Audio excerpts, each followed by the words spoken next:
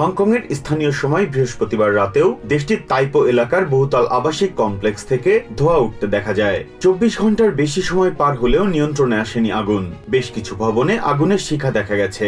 Fire সার্ভিসের কর্মীরা জানান 7টি ব্লকের মধ্যে 4টির আগুন পুরোপুরি নিয়ন্ত্রণে এসেছে। ওয়াংফুক কোর্ট হাউজিং কমপ্লেক্সে থাকা 8টি ভবনের 4টি আগুনে পুরোপুরি পুড়ে গেছে, বাকিগুলো ক্ষতিগ্রস্ত হয়েছে। বৃহস্পতিবার আগুনের ক্ষয়ক্ষতি দেখতে কমপ্লেক্সের সামনে জড়ো হন সেখানকার বাসিন্দারা। আমি 20 বছর ধরে এখানে বসবাস করছি। আগুনে আমার সবকিছু ধ্বংস হয়ে গেছে। আমি নিঃস্ব হয়ে গেছি। এখন আমি বেঁচে থাকার কোনো অর্থ খুঁজে পাচ্ছি না। হংকংয়ে 3 দশকের মধ্যে সবচেয়ে ভয়াবহ এই আগুনে হতাহতের সংখ্যা বেড়েই চলেছে। নিহতদের মধ্যে কয়েকজন ইন্দোনেশিয়ার নাগরিক বলে নিশ্চিত করা হয়েছে। কয়েকজন গৃহকর্মীও ছিলেন। এখনো আরো বহু মানুষ নিখোঁজ থাকায় হতাহতের সংখ্যা বাড়তে পারে বলে আশঙ্কা করা হচ্ছে। নিখোঁজদের সন্ধানে ঘটনাস্থলে কাজ করছে 26টি উদ্ধারকারী দল।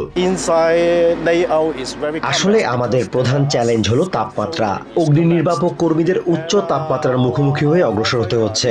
সীমিত জনবল দিয়েই অগ্নি নির্বাপন ও উদ্ধার কার্যক্রম পরিচালনা করতে হচ্ছে। আমরা সর্বোচ্চ চেষ্টা করছি। জীবিত উদ্ধার কিংবা কাউকে খুঁজে পাওয়ার কোনো সুযোগ আমরা হাতছাড়া করব না। এরই মধ্যে অগ্নিকাণ্ডে জড়িত সন্দেহে ভবন নির্মাণ প্রতিষ্ঠানের কয়েকজন শীর্ষ কর্মকর্তাকে আটক করেছে পুলিশ। সাময়িক বন্ধ ঘোষণা করা হয়েছে 13টি স্কুল। পুলিশ নির্মাণ কোম্পানির 3 জন দায়িত্বশীল ব্যক্তিকে চিহ্নিত করেছে।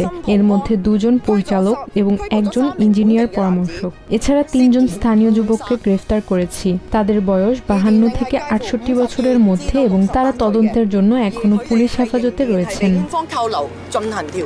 এদিকে আগুনের ঘটনায় গভীর শোক জানিয়েছেন হংকংয়ের শীর্ষ নেতা জন লি। নিহতদের প্রতি সমবেদনা জানিয়ে রেড ক্রসের জরুরি সহায়তার জন্য 20 লাখ ইউয়ান তহবিল বরাদ্দ করেছেন চায়নার প্রেসিডেন্ট শি জিনপিং। এছাড়া আমেরিকা, ব্রিটেন, জাপান সহ বেশ কয়েকটি দেশ শোক জানিয়েছে। আমরা সব সরকারি বিভাগ ও ইউনিটকে সর্বোচ্চ চেষ্টা করার নির্দেশ দিয়েছি। আমাদের সর্বোচ্চ অগ্রাধিকার হলো আগুন নেভানো এবং আটকে পড়া বাসিন্দাদের উদ্ধার করা, দ্বিতীয়ত আহতদের চিকিৎসা এবং তৃতীয়ত পরবর্তী সহায়তা প্রদান। এই মর্মান্তিক ঘটনা ডিসেম্বরের শুরুতে আইনসভা নির্বাচনের আগে কর্তৃপক্ষের প্রতি জনগণের ক্ষোভ আরো বাড়াতে পারে। হাউজিং কমপ্লেক্সের 8টি ভবনের 2000 ফ্ল্যাটে প্রায় 4600 জনেরও বেশি মানুষ বসবাস করতেন।